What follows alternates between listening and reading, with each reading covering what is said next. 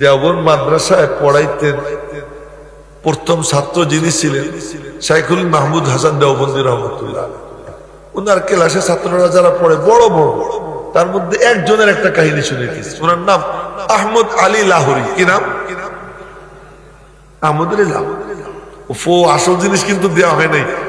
বলছিলাম না যে একটা দিব, একটা আমল দিব, ওইটা না নিয়ে যেন কেউ না যায়, এটা শুনে পরে ওইটা দিয়ে পরে শেষ করে দেয়।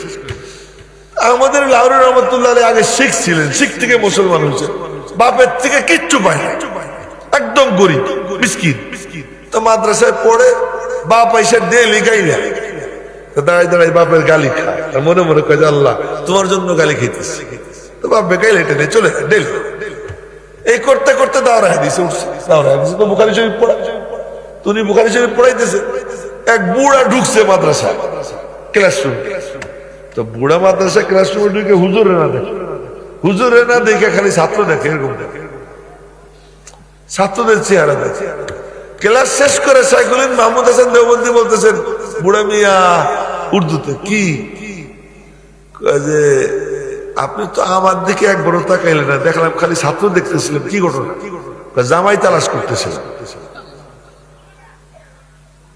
জামাই মিলছে নি? মিলছে। কে? ওই ছেলেটা। কত মিসকিন, আগে শিখছিল পরে মুসলমান হয়েছে, একেবারে গরিব, ওর কিচ্ছু নাই, আমার কিচ্ছু দরকার নাই, ছেলেটারে দরকার, ওর কাছে আমি মেয়ে বিয়ে।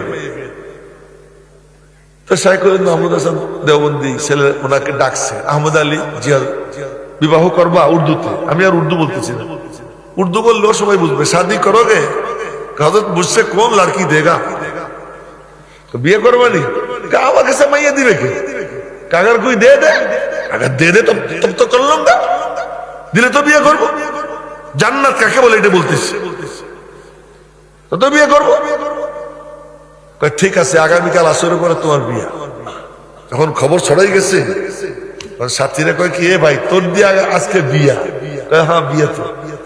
এই কাপড় পরে বিয়ে করবি? একটা কাপড়, একটা পাঞ্জাবি, একটা পায়জামা, আর কিচ্ছু না। মাঝে মাঝে গামছা গুমছা পরে এটা ধুয়ে নেয়, আবার কি করে ওইটা পরে। এক কাপড়, কাপড়টা খুব ময়লা। বন্ধুরা কি, বন্ধু আজকের দিনটা তুই আমার পাঞ্জাবিটা নিয়ে, না আমি এটা পরে বিয়ে করি। একজন বুদ্ধি দিচ্ছে, অন্তত এই কামটুকু কর, একটু ধুয়ে নে। কাঁচা ঠিক আছে, এটা ঠিক আছে। তো গামছা গুমছা পরে ওইটা ধুইছেন জোরের পরে, জোরের পরে ধুইছেন, ওই টাইমে বৃষ্টি শুরু হয়েছে। এখন কাপড় নিংড়ে ইয়া ওই গোসলখানায় দাঁড়াই এরকম ঘুরাইতেছে, বাতাসের জন্য একটু শুকা। অনেকক্ষণ চেষ্টা করছে, আসরের আজান কানে আসছে, ওই ভিজা কাপড় পরে মসজিদে গেছে। মসজিদে গেছে, আসরের পরে বিয়ে হচ্ছে। বিয়ে হওয়ার পরে ভাই এ পর্যন্ত দেখে নাই, শ্বশুরও চেনে না। উস্তাদ বলছেন বিয়ে হয়ে গেছে। বিয়ার পরে বাপ মেয়ে পৌঁছে দিছে, বাসায় একটা ব্যবস্থা করছেন উস্তাদজি, বাসায় পৌঁছে দিছে। বাসায় তো কিচ্ছু নাই, হাড়ি পাতিল, জগ গেলাস মগ টগ বাজার টাজার কিচ্ছু নাই। রাতের বেলায় বাসায় ঢুকছে, বাসায় ঢুকার পরে মুখ টুক কালা, বউরে কি খাওয়াবে? বউ চেহারার দিকে তাকাইয়া কয়, क्या बात है, মুখ কালা কিউ হ্যায়, ঘটনা কি, মন টন খারাপ কেন? ও আচ্ছা আচ্ছা, বাজার নাই তাই না, পয়সা করি নাই এই জন্য। উনি বললেন, হ্যাঁ আজ তুমি আমার ঘরে নতুন মেহমান, তোমার জন্য বাজার করবো, এমন কোনো পয়সা করি আমার নাই। টেনশনের কিছু নাই।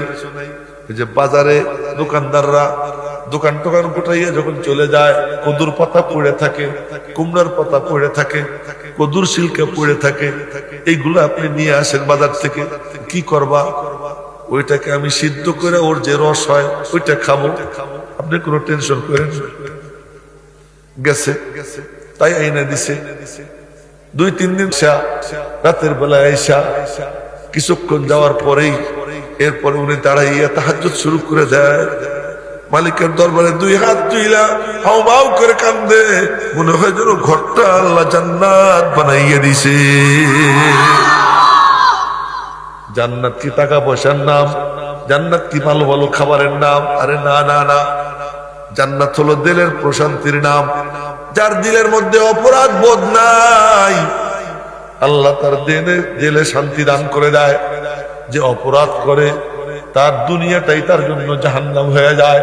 মেরে মোহতারাম ভাইও, এই জন্য জান্নাতি জীবন যাপন যদি করতে চাও, রব্বুল আলামিন বলেন ঈমানের সাথে নেক আমল করো।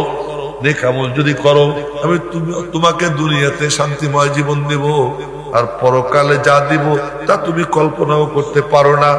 এখন আমি জিজ্ঞেস করছিলাম প্রথমেই, কারা কারা কলেমা নিয়ে মরতে চাই? তাদের জন্য একটা নুসখা হযরত আশরাফ আলী থানভী রাহমাতুল্লাহ আলাইহি বলছেন, ওনার নাম নিয়ে শুনাইতেছি। ওনাকে এক মুরিদ বলে, হুজুর বড় ভয় হয়, কলেমা নিয়ে মরতে পারি কিনা? উনি বললেন, এ তুই এক কাম কর। কি করব? ও গোপনে একা একা 2 রাকাত সালাতুল হাজত পড়া খুব দিল দিয়া মন দিয়ে পড়বি, লা ইলাহা ইল্লাল্লাহ মুহাম্মাদুর রাসূলুল্লাহ, আশহাদু আল্লা ইলাহা ইল্লাল্লাহ ওয়া আশহাদু আন্না মুহাম্মাদান আবদুহু ওয়া রাসূলুহু। এই পড়ে বলবি, আল্লাহ আমার কালিমা 2টা তোমার কাছে আমানত রাখলাম। আল্লাহর মতো এত বড় আমানতদার আর কেউ নাই। তুই বলবি যে আল্লাহ তোমার কাছে আমানত রাখলাম, এই আমানতটা আমারে ফেরত দিও যখন আমার মরণের টাইম হয়। তার আগে আমি চাই না, আমার মরার সময় যখন এসে যায় তখন তুমি আমার আমানতটা আমাকে ফেরত দিয়ে দিও। এই আল্লাহর কাছে যদি কেউ গোপনে এমন আমানত রাখে, বলেন আল্লাহ আমানতের খেয়ানত করবে? হ্যাঁ, কিন্তু বলার মতো বলতে হবে, ওইরকম মন নিয়ে বলতে হবে।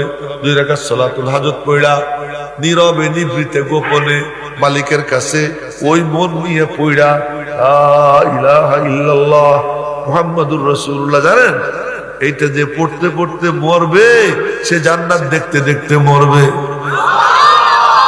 মান কানা আখিরু কালামিহি লা ইলাহা ইল্লাল্লাহ দাখালাল জান্নাহ। যার শেষ কথা লা ইলাহা ইল্লাল্লাহ হবে, সে জান্নাতে যাবে না, সে জান্নাতে পৌঁছে গেছে। তো এটা মনে থাকবে নি? নুসখান মনে থাকবে? আমলটা করবো কে কে? ইনশাআল্লাহ গোপনে একা একা 2 রাকাত নামাজ পড়া, এরপরে 2টা কালিমা